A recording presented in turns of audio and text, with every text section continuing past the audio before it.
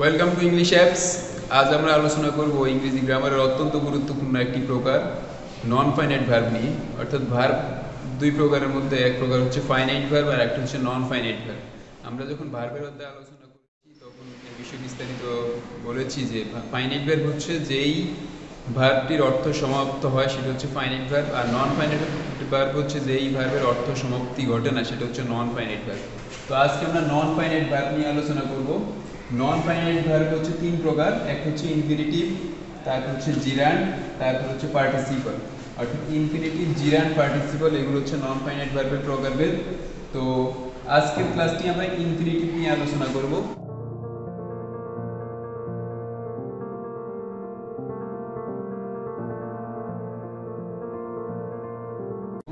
তো ইনফিনিটিভটা কি? ইনফিনিটিভটা হচ্ছে ইনফিনিটিভ স্ট্রাকচারটা হচ্ছে to plus verb, to plus ভার্বের প্রেজেন্ট ফর্ম, ভার্বের প্রেজেন্ট ফর্ম, এটা হচ্ছে যে ইনফিনিটিভ। অর্থাৎ টু প্লাস ভার্বের প্রেজেন্ট ফর্ম হলে সেটা হচ্ছে ইনফিনিটিভ হবে। যেমন আমি একটা एग्जांपल দেই, I want to go, I want to go. এখানে আমি চাই যেতে, এই যে to plus verb, to plus ভার্বের প্রেজেন্ট ফর্ম এটাই হচ্ছে যে ইনফিনিটিভ। টু প্লাস ভার্ব হচ্ছে ইনফিনিটিভ। ইনফিনিটিভের স্ট্রাকচার হচ্ছে টু প্লাস ভার্বের প্রেজেন্ট ফর্ম। এটার বাংলা অর্থটা এইভাবে হয়, যেতে, যেতে, করতে, খেতে, এরকম হয় হচ্ছে ইনফিনিটিভ অর্থ। তাহলে ইনফিনিটিভ হচ্ছে টু প্লাস ভার্বের প্রেজেন্ট ফর্মটাই হচ্ছে ইনফিনিটিভ। এই ইনফিনিটিভটি হচ্ছে যে অর্থ দিবে যাইতে, খাইতে, করতে, এরকম। যেমন আই আই কেম, আমি এসেছিলাম, to see him, to see him, আমি তাকে দেখতে এসেছিলাম। আই কেম, আমি এসেছিলাম। সাধারণত দুইটা ভার্ব আছে, কাম একটা ভার্ব, সি একটা ভার্ব, দুইটা ভার্ব হওয়ার কারণে পরেরটা ইনফিনিটিভ হয়েছে। তো এইখানে টু সি মানে হচ্ছে দেখতে, আমি তাকে দেখতে এসেছিলাম।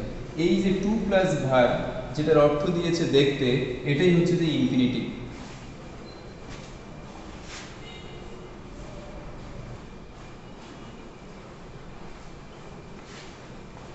এখন আমরা ইনফিনিটিভের প্রকারভেদ নিয়ে আলোচনা করব। ইনফিনিটিভ হচ্ছে দুই প্রকার, একটা হচ্ছে সিম্পল বা নাউন ইনফিনিটিভ, আর একটা হচ্ছে জিরান্ডিয়াল বা কোয়ালিফাইং ইনফিনিটিভ। সিম্পল ইনফিনিটিভের অপর নাম হচ্ছে নাউন ইনফিনিটিভ। অর্থাৎ এই ইনফিনিটিভটা টু প্লাস ভার্বগুলো হচ্ছে যে নাউনের মতো অর্থ দিবে, নাউনের মতো কাজ করবে, তাই এগুলোর নাম হচ্ছে সিম্পল বা নাউন ইনফিনিটিভ। তো সিম্পল বা নাউন ইনফিনিটিভগুলো সম্পর্কে আলোচনা করব। প্রথমে এগুলো প্রথমত ব্যবহৃত হবে সাবজেক্ট হিসাবে, অ্যাজ আ সাবজেক্ট, সাবজেক্ট হিসাবে ব্যবহৃত হবে। সাবজেক্ট হিসাবে কেমন? যেমন to tell a lie is a sin, to tell a lie is a sin, মিথ্যা বলা পাপ, মিথ্যা বলা পাপ। এই যে to tell a lie is a sin, এই যে এখানে ভার্ব হচ্ছে যে ইজ, এটা হচ্ছে যে ভার্ব, আর ভার্বের সাবজেক্ট হচ্ছে পুরোটা। টু টেল এ লাই, এটা হচ্ছে পুরোটা সাবজেক্ট। এই সাবজেক্টের মধ্যে রয়েছে টু টেল অংশটি হচ্ছে ইনফিনিটিভ। এটা হচ্ছে যে টু প্লাস ভার্ব হলে ইনফিনিটিভ হয়। তাহলে টু টেল হচ্ছে যে এখানে সাবজেক্ট হিসেবে, এবং সাবজেক্টে ইনফিনিটিভ হয়েছে। ইনফিনিটিভ হওয়ার কারণে এই টু টেল ইনফিনিটিভটাকে বলা হবে সিম্পল ইনফিনিটিভ, কারণ এটা সাবজেক্ট হিসেবে ব্যবহৃত হয়েছে। কারণ আমরা জানি সাবজেক্ট ব্যবহৃত হয় নাউন বা প্রোনাউন, তো এটা তো প্রোনাউন না, এটা বোঝাই যায়, তাহলে এটা হচ্ছে যে নাউন। আর এই নাউনটা হচ্ছে ইনফিনিটিভ, অর্থাৎ ইনফিনিটিভটা এখানে নাউনের অর্থ দিয়েছে, তাই এটার নাম হচ্ছে সিম্পল ইনফিনিটিভ। তারপরে অ্যাজ অ্যান অবজেক্ট, অর্থাৎ ইনফিনিটিভটা অবজেক্ট হিসাবে ব্যবহৃত হয়। যেমন আই ওয়ান্ট টু গো, আমি যেতে চাই। এখানে ভার্ব হচ্ছে যে ওয়ান্ট, আর আই হচ্ছে সাবজেক্ট। এখন ভার্বকে যদি প্রশ্ন করে আমি কি চাই, কি বা কাকে দ্বারা প্রশ্ন করলে যে উত্তর পাওয়া যায় তাকে অবজেক্ট বলা হয়। তাহলে আমি কি চাই? আমি যেতে চাই। তাহলে কি দ্বারা প্রশ্ন করলে এটা হচ্ছে যে অবজেক্ট। এখানে অবজেক্ট হিসেবে ব্যবহৃত হয়েছে টু গো, আর অবজেক্ট হয় নাউন বা প্রোনাউন, তো এখানে হচ্ছে নাউন। আর এই নাউনটা ইনফিনিটিভ হিসেবে ব্যবহৃত হওয়ার কারণে এটাকে বলা হয় সিম্পল ইনফিনিটিভ বা নাউন ইনফিনিটিভ। আশা করি বিষয়টা ক্লিয়ারলি বুঝতে পেরেছো। তারপরে 3 নাম্বার যে বিষয়টা, সেটা হচ্ছে অবজেক্ট, অর্থাৎ ইনফিনিটিভটা অবজেক্ট হিসেবে ব্যবহৃত হয়। যেমন আই ওয়ান্ট টু গো, আমি যেতে চাই। এখানে ভার্ব হচ্ছে যে ওয়ান্ট, আর আই হচ্ছে সাবজেক্ট। এখন ভার্বকে যদি প্রশ্ন করে আমি কি চাই, কি বা কাকে দ্বারা প্রশ্ন করলে যে উত্তর পাওয়া যায় তাকে অবজেক্ট বলা হয়। তাহলে আমি কি চাই? আমি যেতে চাই। তাহলে কি দ্বারা প্রশ্ন করলে এটা হচ্ছে যে অবজেক্ট। এখানে অবজেক্ট হিসেবে ব্যবহৃত হয়েছে টু গো, আর অবজেক্ট হয় নাউন বা প্রোনাউন, তো এখানে হচ্ছে নাউন। আর এই নাউনটা ইনফিনিটিভ হিসেবে ব্যবহৃত হওয়ার কারণে এটাকে বলা হয় সিম্পল ইনফিনিটিভ বা নাউন ইনফিনিটিভ। আশা করি বিষয়টা ক্লিয়ারলি বুঝতে পেরেছো। তারপরে of a preposition.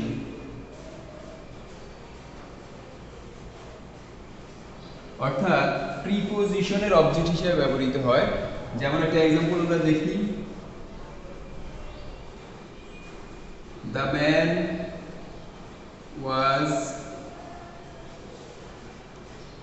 About to die. The man was about to die, এখানে অ্যাবাউট হচ্ছে যে প্রিপোজিশন, আর প্রিপোজিশনের পরে এখানে প্রিপোজিশনাল অবজেক্ট হিসেবে টু ডাই, যেটা হচ্ছে যে ইনফিনিটিভ হিসেবে ব্যবহৃত হয়েছে।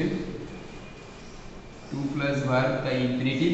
আর এই ইনফিনিটিভটা প্রিপোজিশনাল অবজেক্ট হিসেবে ব্যবহৃত হয়েছে, তাই এটা হচ্ছে সিম্পল ইনফিনিটিভ বা নাউন ইনফিনিটিভ। আমরা জানি প্রিপোজিশনের পরে নাউন বসে, তো এটা হচ্ছে নাউন হিসেবে ইনফিনিটিভ ব্যবহৃত হয়েছে, তাই এটা হচ্ছে সিম্পল ইনফিনিটিভ। আরেকটা বিষয় আছে, সেটা হচ্ছে কমপ্লিমেন্ট হিসেবে ব্যবহৃত হবে।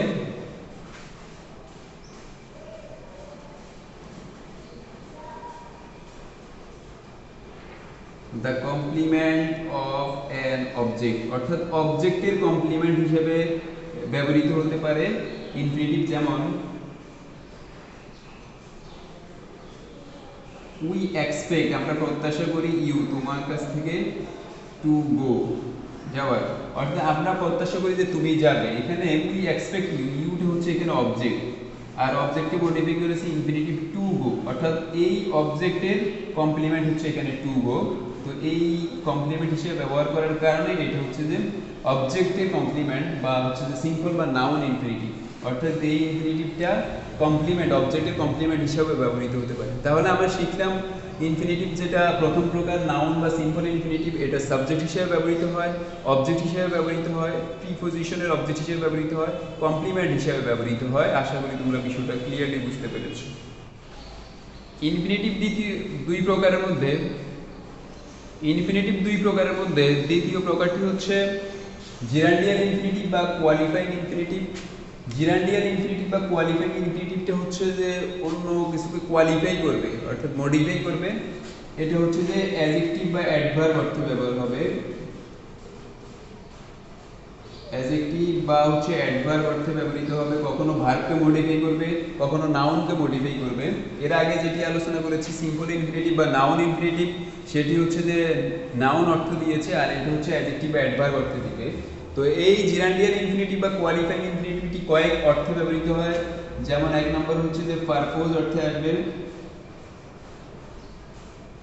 পারপোজ বা উদ্দেশ্য অর্থে, পারপোজ বা উদ্দেশ্য অর্থে। যেমন আমি একটা एग्जांपल দিচ্ছি,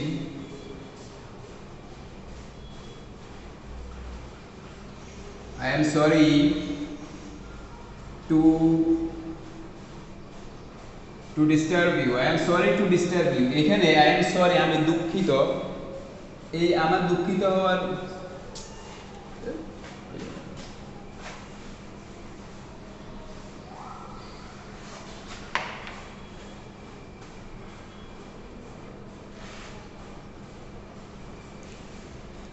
তো ইনফিনিটিভ প্রথমটা হচ্ছে যে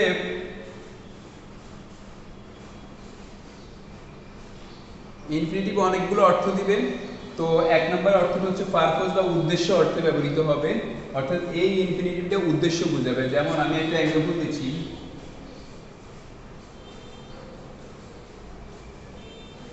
he came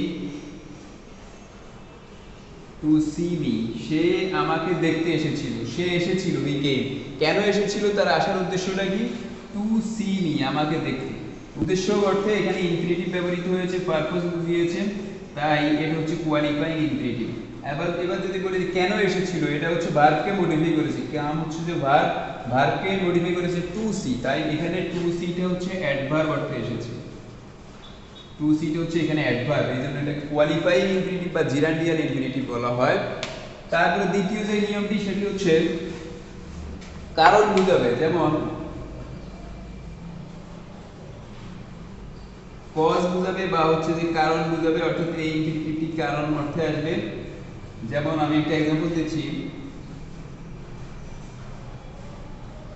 I am sorry, আমি দুঃখিত, একটা কথা বলেছি, দুঃখিত হওয়ার কারণটা কি, কজটা কি, কজ হচ্ছে যে to disturb you, I am sorry to disturb you, আমি দুঃখিত হওয়ার কারণ হচ্ছে টু ডিস্টার্ব ইউ। এই যে টু প্লাস ভার্বটি এটি কারণ অর্থে এসেছে বা কজ অর্থে এসেছে, তাই এটি হচ্ছে জিরান্ডিয়াল ইনফিনিটিভ বা কোয়ালিফাইং ইনফিনিটিভ। আমার দুঃখিত হওয়ার কারণ কি? কারণ হচ্ছে টু ডিস্টার্ব ইউ, তোমাকে ডিস্টার্ব করবে, এটা হচ্ছে আমার দুঃখিত হওয়ার কারণ। তাই এই ইনফিনিটিভটা হচ্ছে যে কজ অর্থে এসেছে। শুরুই ক্লিয়ারলি তোমরা বুঝতে পেরেছো। তারপরে যে নিয়মটা সেটা হচ্ছে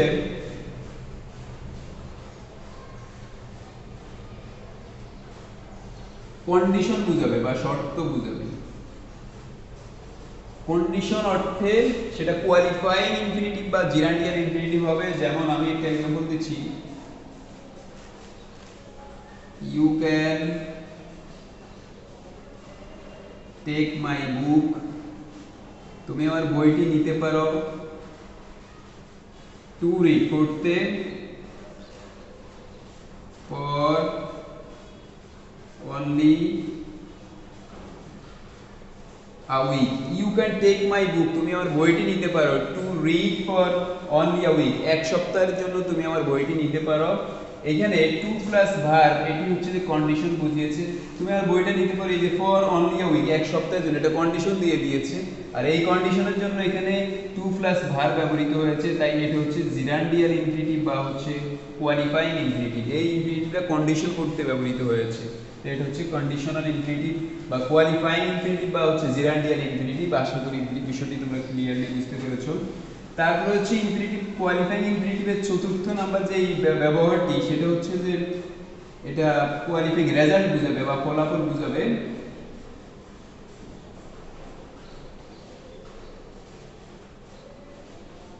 রেজাল্ট বা ফলাফল বুঝাতে কোয়ালিফাইং ইনফিনিটিভ বা জিরান্ডিয়াল ইনফিনিটিভ ব্যবহৃত হয়। যেমন আমি একটা এক্সাম্পল দিচ্ছি,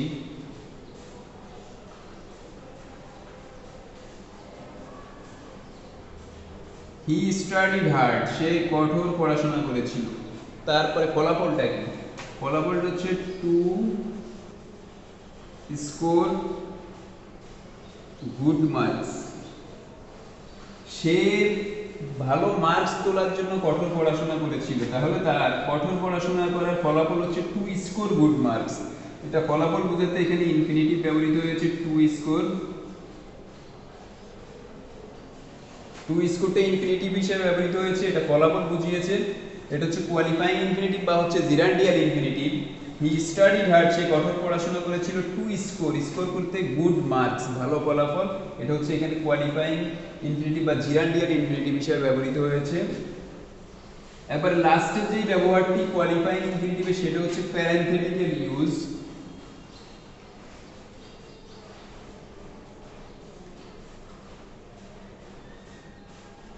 প্যারেনথেটিক্যাল ইউজ, প্যারেনথেটিক্যাল ইউজটা কি? প্যারেনথেটিক্যাল ইউজটা হচ্ছে যে ফাইনাইট ভার্বের সাথে সম্পর্কহীন অবস্থায়, এটা একবারই ফাইনাইট ভার্বের সাথে সম্পর্ক বোঝাবে না, আলাদাভাবে ব্যবহৃত হবে এবং সেন্টেন্সটাকে এমফাসাইজ করবে। যেমন আমি একটা এক্সাম্পল দিচ্ছি, to be brief, to be brief we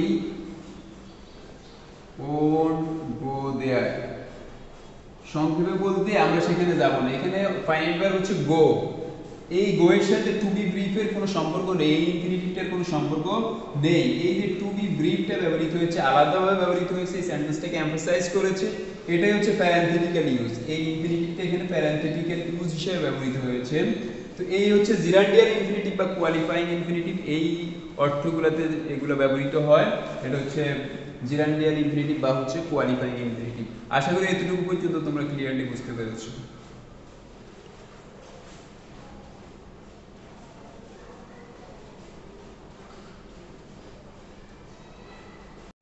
perfect infinitive, ইনফিনিটিভের আরেকটি প্রকার হচ্ছে পারফেক্ট ইনফিনিটিভ।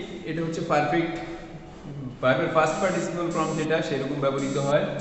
যেমন পারফেক্ট ইনফিনিটিভটা হচ্ছে, এটার স্ট্রাকচারটা হচ্ছে টু প্লাস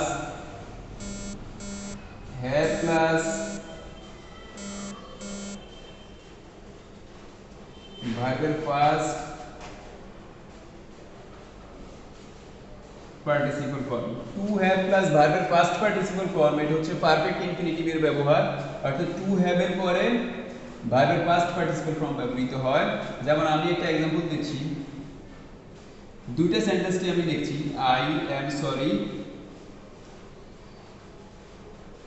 আমি দুঃখিত, I have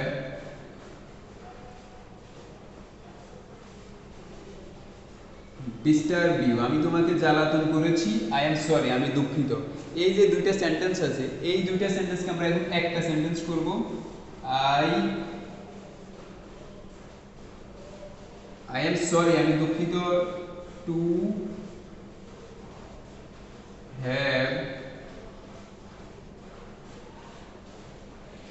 disturb you, I am sorry to have disturb you, তোমাকে জ্বালাতন করার জন্য আমি দুঃখিত।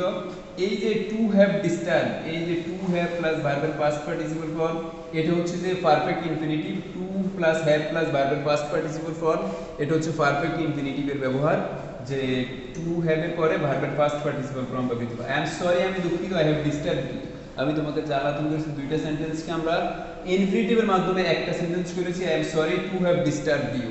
আশা করি তোমরা ক্লিয়ারলি বুঝতে পেরেছো। এখন অনেকে প্রশ্ন করতে পারো সিম্পল ইনফিনিটিভ আর পারফেক্ট ইনফিনিটিভের মধ্যে পার্থক্যটা কি, সেটা আমি একটা সেন্টেন্স, দুইটা সেন্টেন্স লিখছি, I am sorry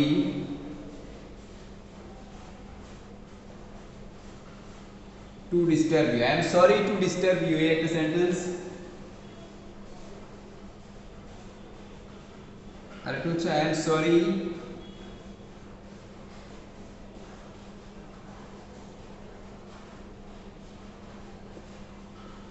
to have disturb you, I am sorry to disturb you, এটা হচ্ছে যে ইনফিনিটিভ টু প্লাস ভার্ব, আর I am sorry to have disturb you, এটা হচ্ছে perfect infinitive to have plus ভার্বের past participle form.